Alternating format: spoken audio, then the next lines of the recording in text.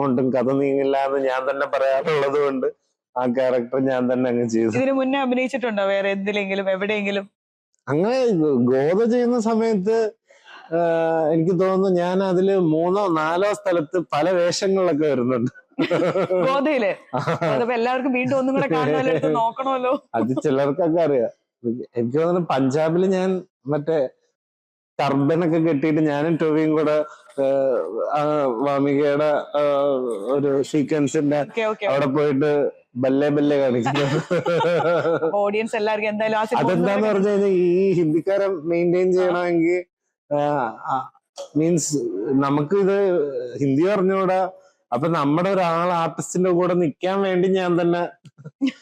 എത്ര സീനുണ്ട് ഗോദയില്? പലയിടത്തും പല ലുക്കിലും ഉണ്ട്.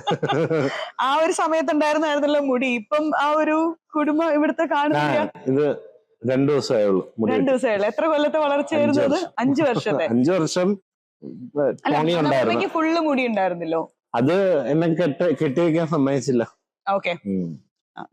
ഇനി അടുത്ത മൂവിയുടെ ഡീറ്റെയിൽസ് ഓൾറെഡി പറഞ്ഞു കഴിഞ്ഞു. എന്തെങ്കിലും ഇപ്പൊ UK വന്ന് വർക്ക് ചെയ്യുന്നത്, അപ്പം അതിൽ നിന്ന് നാട്ടിൽ നിന്ന് ഒരു ബ്രേക്ക് എടുത്ത് വന്നത്? അങ്ങനെയല്ല, ഞാനൊരു എനിക്ക് പുതിയ പുതിയ സ്ഥലങ്ങൾ കാണുമ്പോഴത്തേക്ക് കുറച്ചുകൂടെ ഒരു വിഷ്വൽ ഇത് ഓപ്പൺ ആവുമെന്ന് എനിക്ക് തോന്നിയിട്ടുണ്ട്. അപ്പം അന്നത്തെ രാജ്യങ്ങൾ കാണാൻ